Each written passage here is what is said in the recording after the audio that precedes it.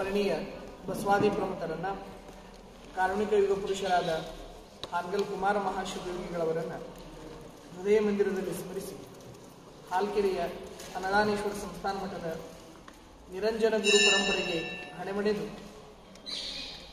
ಹಾಲ್ಕೆರೆ ಅನ್ನದಾನೇಶ್ವರ ಸಂಸ್ಥಾನ ಮಠದ 173ನೇ ಅನ್ನದಾನೇಶ್ವರ ಜಾತ್ರಾ ಮಹೋತ್ಸವದ ಸಂದರ್ಭದಲ್ಲಿ ಪೂಜ್ಯ ನಮ್ಮ ಹಿರಿಯ ಅನ್ನದಾನ ಮಹಾಶಿವಯೋಗಿಗಳವರ 111ನೇ ಪುಣ್ಯ ಸ್ಮರಣೋತ್ಸವ, ನಮ್ಮ ಗುರುಗಳವರ ಅಂದರೆ ಅಭಿನವ ಅನ್ನದಾನ ಮಹಾಸ್ವಾಮಿಗಳವರ ದ್ವಿತೀಯ ಪುಣ್ಯ ಸ್ಮರಣೋತ್ಸವವನ್ನು ನಮ್ಮ ಶ್ರೀಮಠದ ಎಲ್ಲ ಸದ್ಭಕ್ತರು ವಿಧಾಯಕವಾಗಿ ಆಚರಿಸುತ್ತಾರೆ. ಇದರಲ್ಲಿ ವಿಶೇಷವಾಗಿ ಹಾಲ್ಕೆರೆ ಅನ್ನದಾನೇಶ್ವರ ಸಂಸ್ಥಾನ ಮಠ ಸುಮಾರು 100 ವರ್ಷಗಳ ಹಿಂದೆಯೇ ಶ್ರೀಮಠದಲ್ಲಿ ಅಂದರೆ 1913ರಲ್ಲಿ ಪ್ರಪ್ರಥಮವಾಗಿ ಪಾಠಶಾಲೆಯನ್ನು ಪ್ರಾರಂಭ ಮಾಡುವುದರ ಮುಖಾಂತರ ಅಕ್ಷರದ ದಾಸೋಹ ಕಾರ್ಯಕ್ರಮವನ್ನು ಶ್ರೀಮಠದಲ್ಲಿ ಏರ್ಪಡಿಸಲು ಬಂದಿದ್ದಾರೆ. ಪೂಜ್ಯರಾಗಿರ್ತಕ್ಕಂತಹ ಹಿರಿಯ ಅನ್ನದಾನ ಮಹಾಶಿವಯೋಗಿಗಳವರು ಲಿಂಗದೊಳಗಾದಾಗ ಸುಮಾರು 10,000 ರೂಗಳು ಬಂದಿರತಕ್ಕಂಥ ಭಕ್ತರು ಕಾಣಿಕೆ ಇಟ್ಟಿರ್ತಕ್ಕಂಥದ್ದು 10,000 ರೂಗಳಾಗಿದ್ದಂತೆ. ಅವೆಲ್ಲವನ್ನು ತೆಗೆದುಕೊಂಡು ನಮ್ಮ ಗುರುಗಳವರು ಅಂದರೆ ಗುರು ಅನ್ನದಾನ ಮಹಾಶಿವಯೋಗಿಗಳವರು ಮಠ ಕಟ್ಟಿಸಲಾರ್ದೇ ಪಾಠಶಾಲೆಯನ್ನು ಪ್ರಾರಂಭ ಮಾಡಿರ್ತಕ್ಕಂಥದ್ದು ಪೂಜ್ಯ ಗುರುಗಳವರಿಗೆ ಅಕ್ಷರ ಬಗ್ಗೆ ಇರ್ತಕ್ಕಂತಹ ಒಂದು ಕಳಕಳಿ ನಮ್ಮ ಎಲ್ಲ ಮಕ್ಕಳಿಗೆ, ನಮ್ಮ ನಾಡಿನ ಮಕ್ಕಳಿಗೆ ಜ್ಞಾನ ದಾಸೋಹ ಮಾಡಬೇಕು ಅಂತಕ್ಕಂತಹ ಕಳಕಳಿ ಅದು ಎತ್ತಿ ತೋರಿಸುತ್ತೆ ಅಂತಕ್ಕಂಥದ್ದನ್ನು ಈ ಸಂದರ್ಭದೊಳಗೆ ನಾವು ತಮಗೆಲ್ಲರಿಗೂ ತಿಳಿಸಬೇಕಾಗತ್ತೆ. ಈ ತದನಂತರ ನಮ್ಮ ಅನ್ನದಾನ ವಿಜಯ ವಿದ್ಯಾಪ್ರಸಾರಕ ಸಮಿತಿಯಿಂದ ಸ್ವತಂತ್ರ ಪೂರ್ವದಲ್ಲಿಯೇ 10 ಶಿಕ್ಷಣ ಸಂಸ್ಥೆಗಳನ್ನು ಪ್ರಾರಂಭ ಮಾಡಿ ಇಲ್ಲಿ ನರೇಗಲ್ನಲ್ಲಿ ಅನ್ನದಾನ ವಿಜಯ ವಿದ್ಯಾಪ್ರಸಾರಕ ಸಮಿತಿ, ಗದಗಿನಲ್ಲಿ ಅನ್ನದಾನೇಶ್ವರ ವಿದ್ಯಾವರ್ಧಕ ಸಂಘ, ಹನುಮಸಾಗರದೊಳಗೂ ಅನ್ನದಾನೇಶ್ವರ ವಿದ್ಯಾವರ್ಧಕ ಸಂಘ ಮತ್ತು ಬೇಲೂರಿನೊಳಗ ಬೇಲೂರು ಜಾಲಿಹಾಳ್ ವಿಭಾಗದ ವಿದ್ಯಾವರ್ಧಕ ಸಂಘ, ಹೀಗೆ ಮತ್ತು ಗೂಡೂರಿನೊಳಗ ಅನ್ನದಾನೇಶ್ವರ ವಿದ್ಯಾವರ್ಧಕ ಸಂಘ, ಹೀಗೆ ಬೇರೆ ಬೇರೆ ಕಡೆಗಳಲ್ಲಿ ನಮ್ಮ ಹಿರಿಯ ಗುರುಗಳವರು ಶಿಕ್ಷಣ ಸಂಸ್ಥೆಗಳನ್ನು ಸಂಘ ಸಂಸ್ಥೆಗಳ ಅಡಿಯೊಳಗೆ ಪ್ರಾರಂಭಿಸಿಕೊಂಡು ಬಂದು ಲಕ್ಷಾಂತರ ಜನರಿಗೆ ಶಿಕ್ಷಣ ಕೊಟ್ಟಿರತಕ್ಕಂಥದ್ದು ದೊಡ್ಡ ಇತಿಹಾಸ. ಈಗ ತಮ್ಮೆಲ್ಲರಿಗೂ ತಿಳಿದಿರೋ ಹಾಗೆ ನಮ್ಮ ಶಿಕ್ಷಣ ಸಂಸ್ಥೆಗಳಲ್ಲಿ ಗುಣಮಟ್ಟಕ್ಕೆ ಹೆಚ್ಚಿನ ಮಹತ್ವವನ್ನು ಕೊಟ್ಟು ಮಕ್ಕಳಿಗೆ ಅದು ಗುಣಮಟ್ಟದ ಶಿಕ್ಷಣ ಸಿಗಬೇಕು.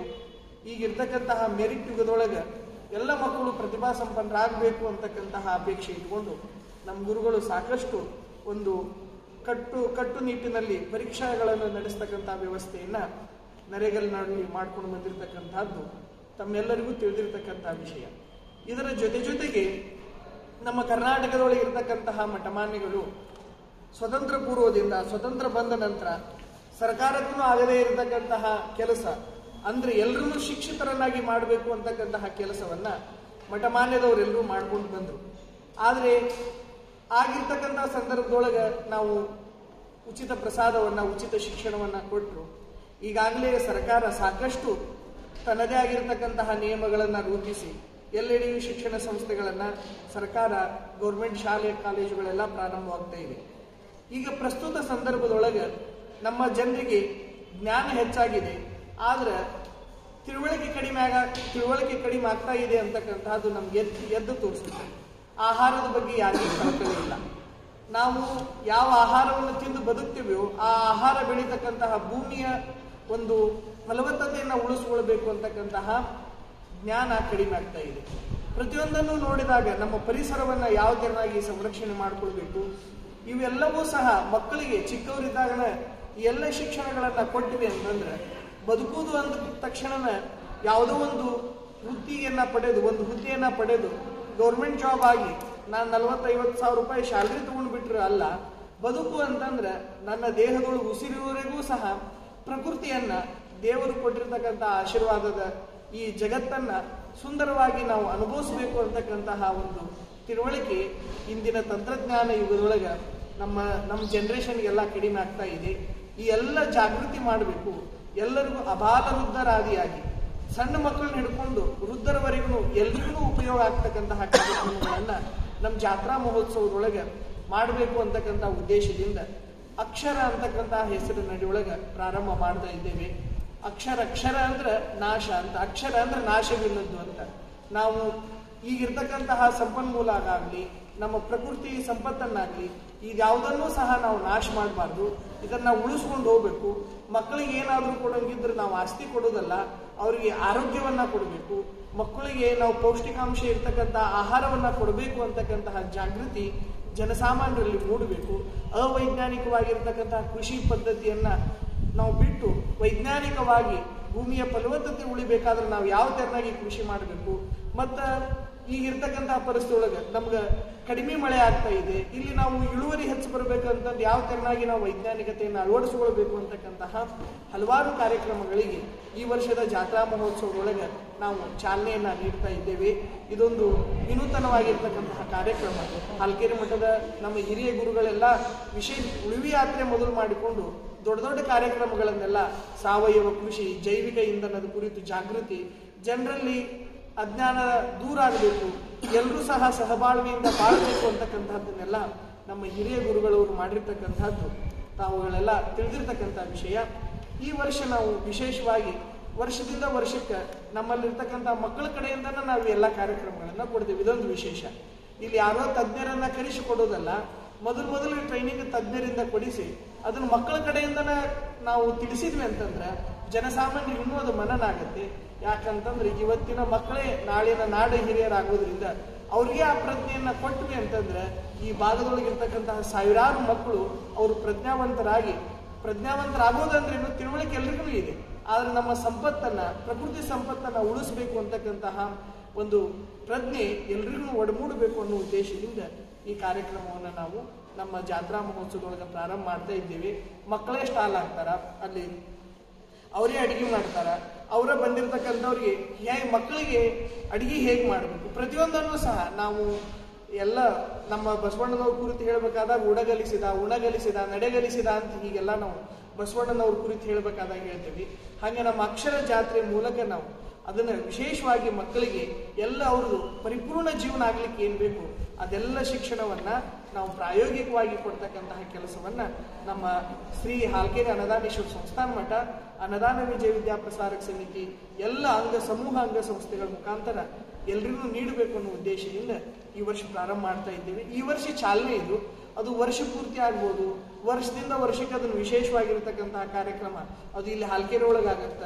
ನಾಳೆ ನಾವು ನೆರೆಗಲ್ಲೊಳಗೆ ಮಾಡ್ತೀವಿ. ಗಜೇಂದ್ರಗಡ, ರೋಣ, ಯಲಬುರ್ಗ, ಸುತ್ತಮುತ್ತ ಹಳ್ಳಿಯಲ್ಲಿ ಪ್ರಮುಖ ನಗರಗಳದವು, ಅಲ್ಲೆಲ್ಲ ಜನರಿಗೆ ಜಾಗೃತಿ ಮಾಡ್ತಕ್ಕಂತಹ 5-6 ದಿನಗಳ ಕಾರ್ಯಕ್ರಮಗಳನ್ನ ಬರುವ ದಿನಗಳೊಳಗೆ ಹಾಕಿಕೊಳ್ಳಬೇಕು ಅಂತಕ್ಕಂತಹ ಯೋಜನೆ ನಮ್ಮೊಳಗಿದೆ.